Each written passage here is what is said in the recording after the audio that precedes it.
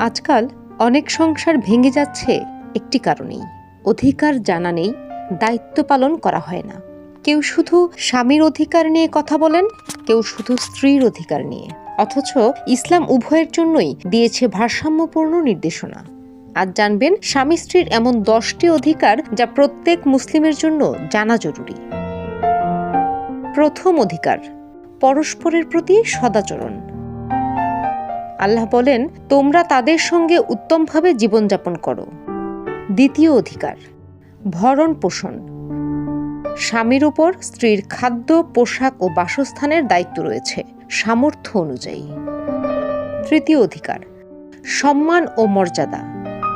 স্বামী স্ত্রী কেউই কাউকে অপমান, হেয় বা নির্যাতন করতে পারেন না। রাসূল সাল্লাল্লাহু আলাইহি ওয়াসাল্লাম বলেছেন, তোমাদের মধ্যে সেই ব্যক্তি সর্বোত্তম যে তার স্ত্রীর কাছে সর্বোত্তম। চতুর্থ অধিকার, আনুগত্য ও সহযোগিতা। স্বামী ও স্ত্রী উভয়েই আল্লাহর আনুগত্যের মধ্যে থেকে একে অপরকে সহযোগিতা করবেন। কোনো গুনাহের কাজে কারো আনুগত্য বৈধ নয়। পঞ্চম অধিকার, গোপনীয়তা রক্ষা।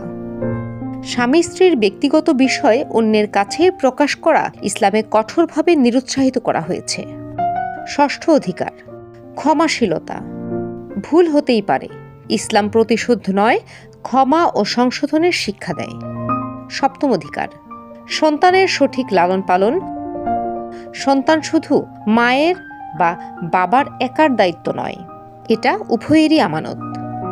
অষ্টম অধিকার, পারস্পরিক পরামর্শ। সংসারের গুরুত্বপূর্ণ সিদ্ধান্ত একতরফাভাবে নয়, আলোচনা করে নেওয়াই ইসলামের শিক্ষা। নবম অধিকার, বিশ্বস্ততা। বিশ্বাস ভেঙে যায় এমন আচরণ, প্রতারণা বা অবৈধ সম্পর্ক ইসলামে কঠোরভাবে নিষিদ্ধ। দশম অধিকার, ভালোবাসা ও দয়া। আল্লাহ বলেন, তিনি তোমাদের মধ্যে ভালোবাসা ও দয়া সৃষ্টি করেছেন।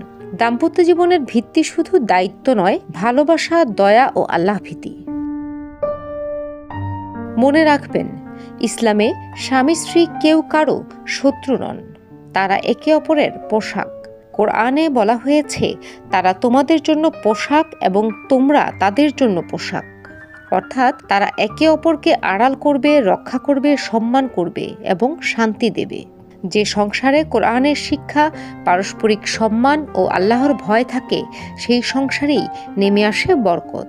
আল্লাহ তাআলা আমাদের সবাইকে এমন দাম্পত্য জীবন দান করুন যা দুনিয়ায় শান্তি এবং আখিরাতে জান্নাতের কারণ হয়।